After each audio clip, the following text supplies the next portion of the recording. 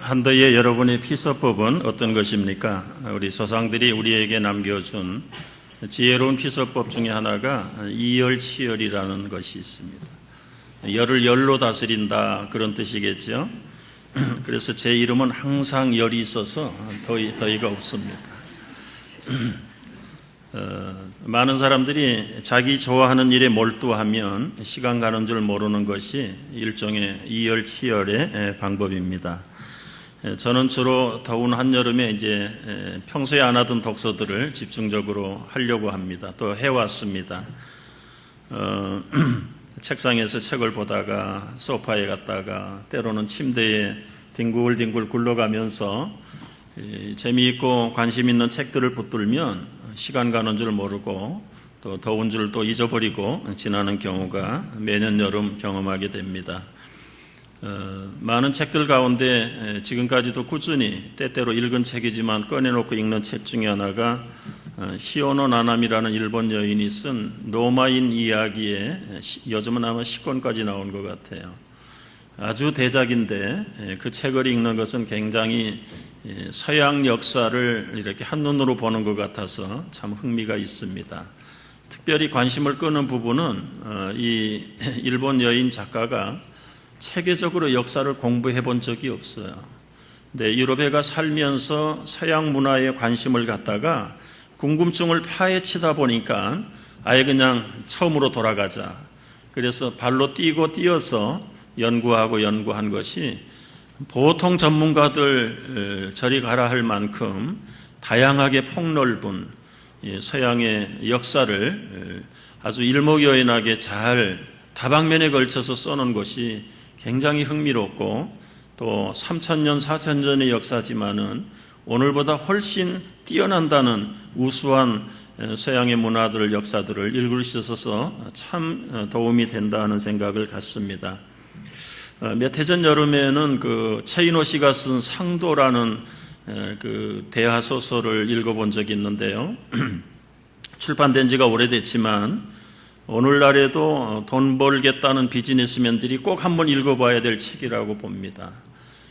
그 구조선에 중국을 상대로 해서 무역을 하고 교역을 해서 돈을 많이 벌어서 돈만 많다고 부자겠느냐.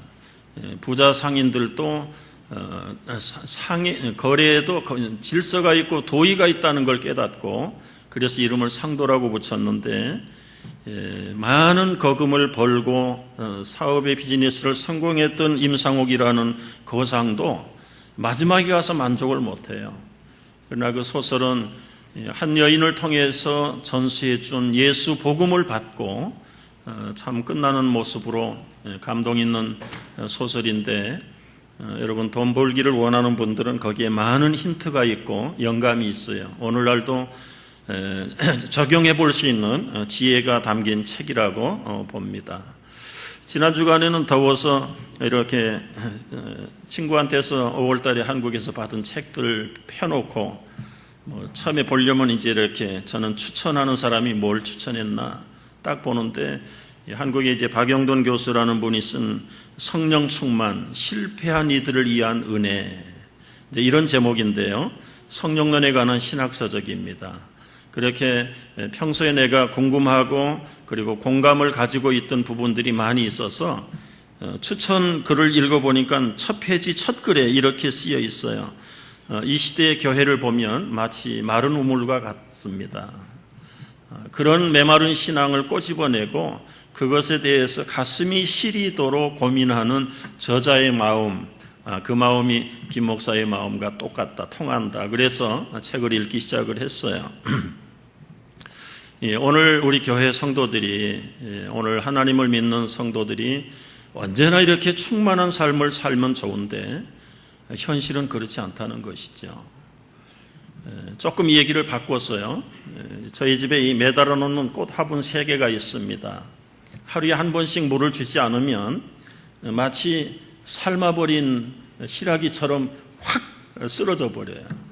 그러다가 물을 주면 한 몇 시간 있으면 또 생생하게 살아나는 모습을 가끔 반복하면서 눈여겨보면서 이게 우리 성도들의 영성의 현실이 이렇다면 이건 참 얼마나 고통스러운 것인가. 그런 생각을 하면서 이제 책을 읽어 나가는데 처음에 다루는 부분 가운데 성령이 하시는 사역이 바로 이런 사역이 있었다. 그 성령이 하시는 사역하면 우리는 쓰러진 자 일으키고 죽은 자 살려내고 약한 거 강하게 하고 풍성하게 하는 게 성령의 사역인 줄만 알았는데 이 저자는 성령의 사역 중에서 하나 특이한 거, 여러분 저도 잘 들어보지 못했던 얘기가 시들하게 하는 것이 성령의 사역이다. 여러분, 시들게 하는 것이 성령의 사역이라고 어떻게 우리가 이해할 수 있는가? 그런데 이분은 이사야서 40장을 근거로 해서 이 말씀을 잘 설명을 했어요. 모든 육체는 풀이고 그리고 꽃과 같이 다 시들어져 가는데 그 시들어지는 것 위에 여호와의 기운이 불기 때문에 그렇다. 그런데 이 여호와의 기운이라는 말이 breath of the Lord, 하나님의 호흡이란 말이죠. 흙으로 아담을 빚어놓고 코에다가 하나님이 숨을 불어넣을 때에 생명이 됐지요. 그래서 이 여호와의 기운이라는 말은 성령이라는 말로도 직역할 수가 있는데 성령이 하시는 사역 중에 하나가 에스겔 골짜기의 마른 뼈들만 살려내는 것이 아니라 멀쩡하게 살아있는 사람들도 다 쓸어버리고 시들게 만들어지는 것이 성령의 사역이다. 평소에 잘 우리가 들어보지 못하는 부분들을 다뤄서 호감 있게 읽었습니다. 더 나아가서 제가 좀 설명을 붙여보니까요, 성령이 하시는 일들은 이 건강하다고 자부하는 사람들, 많이 배웠다라고 하는 사람들, 많이 가졌다라고 하는 사람들을 하나님께서 기운으로 호흡으로 불어가지고 슬슬 약해지게 만들고 쓰러지게 만들고 나중에는 손들게 만드는 작업이 성령이 하시는 일이다.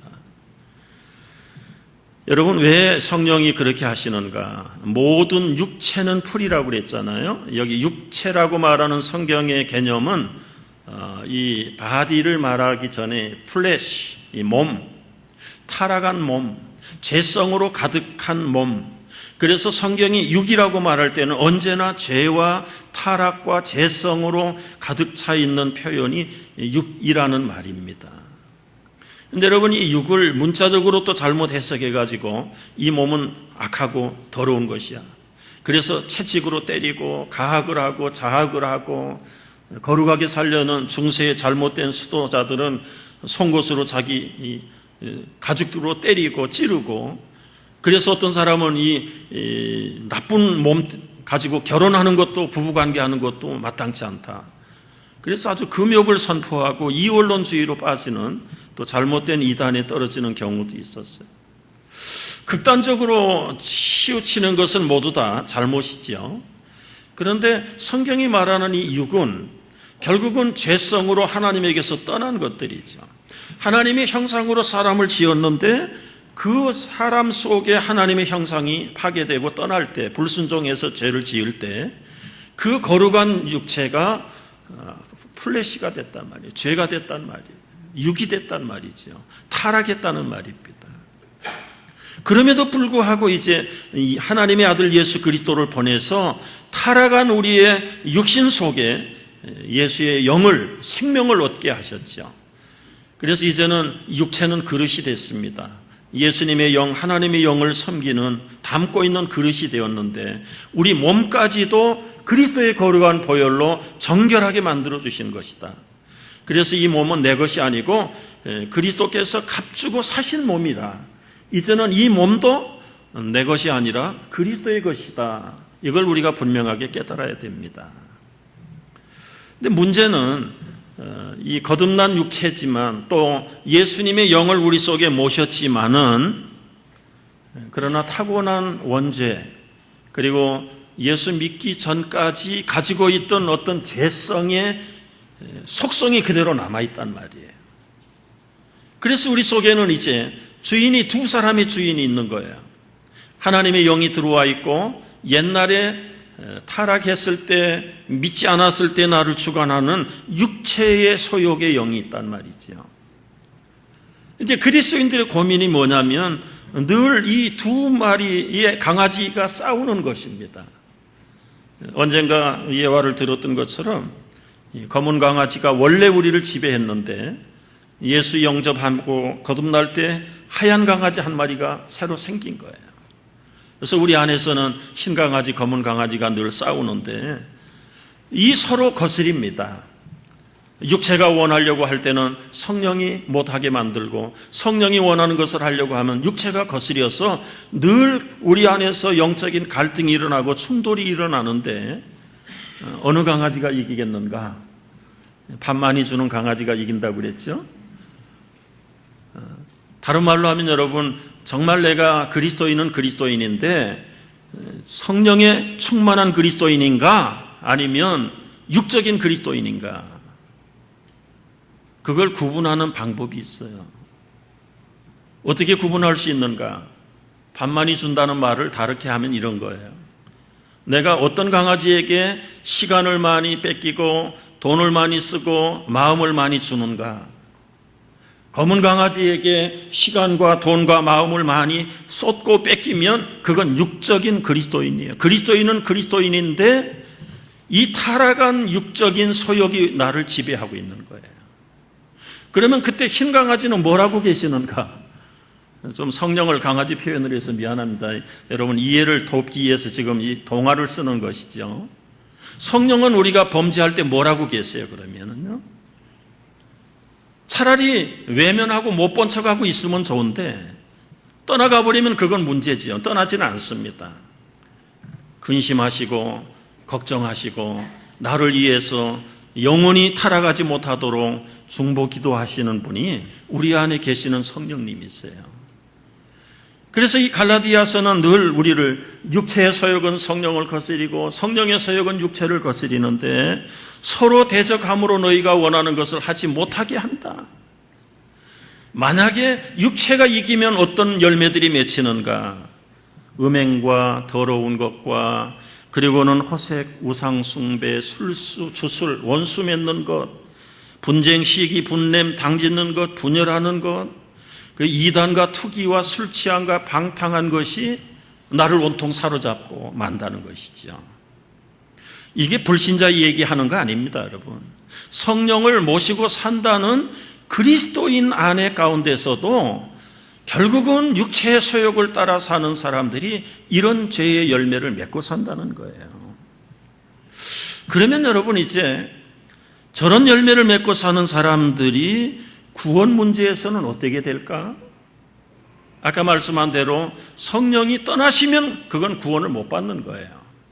그러나 성령이 우리 안에 계시기 때문에 구원은 받기는 받겠지만 행한 대로 심판을 받고 부끄러운 구원을 받는 것은 성경이 우리에게 가르쳐주는 구원론입니다. 문제는 이제 이런 것들을 하나씩 때려부시는 작업을 해야 되는데요, 우리의 힘으로 가능한가? 안 돼요.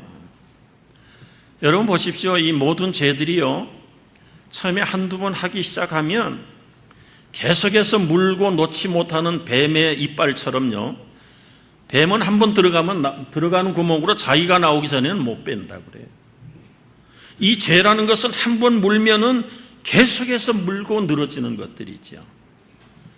여러분 여기 여러 가지의 죄가 다 그렇습니다. 처음부터 여러분 음행하는 사람 없어요. 한두 번 계속해서 술 취하는 것도 마찬가지고요. 이게 여러 번 하다 보면 본인들 모르는 사이에 중독이 되고 습관이 되는 거예요. 습관이. 그런데 이 하나님은 자기의 백성들에게 그냥 외면하는 것이 아니라 내버려 두지 않습니다. 무책임한 부모들은 죽이 되든 밥이 되든 내 인생 네가 살아라고 내버려 두는데 그건 무책임한 부모들인 거죠. 그러나 책임 있는 부모들은 어떻게 하십니까? 고칠 때까지 계속해서 말하고 말하고 듣지 않으면은 어떤 방법을 통해서라도 그에게 징계하고 그리고는 혼을 내서라도 고치려고 하는 것이죠. 하나님이 쓰시는 방법도 마찬가지죠. 그래서 이 1000번의 설교를 통해 가지고 안 고쳐지는 사람은 한 번의 매를 때려 가지고 한 대 매 맞고 고침받는 사람들이 가끔 나타납니다. 빙긋이 웃는 분들은 다 경험자일 수 있어요.